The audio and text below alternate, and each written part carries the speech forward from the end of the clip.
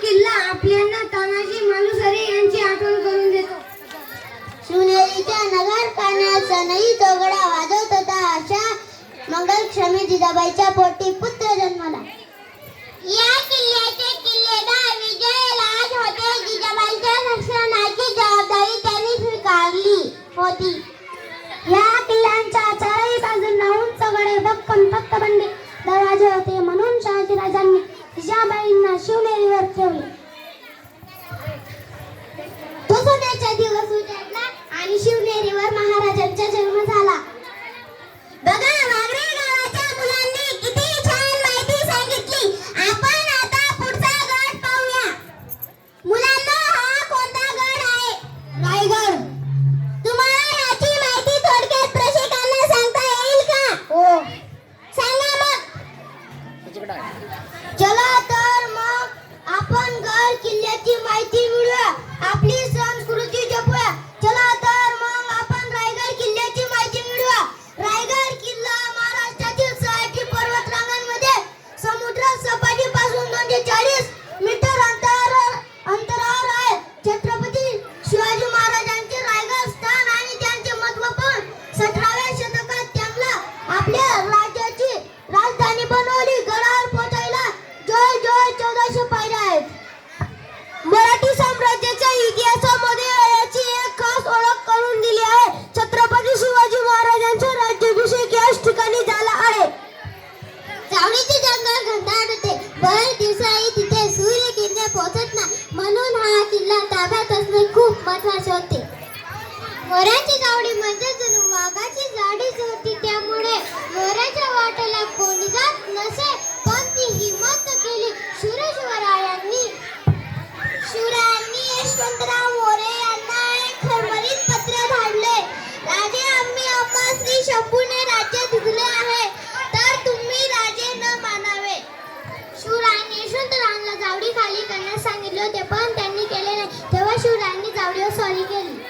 जावडी जिंकून सोपे नव्हते. भरपूर तयारी करून शिवरायांनी जावडीवर स्वारी केली. महिनाभर यशवंतरावांनी झुंज दिली. जावडीवर शिवरायांनी ताब्यात घेतली.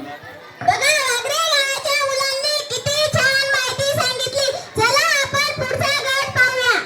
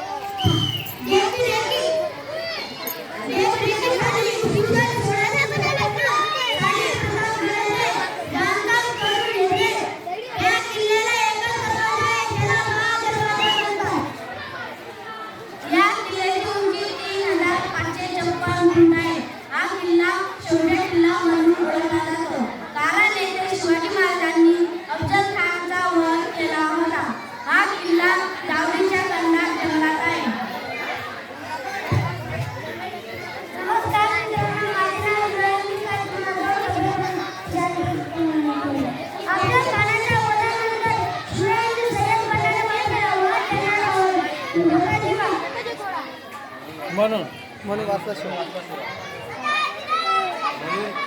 म्हणून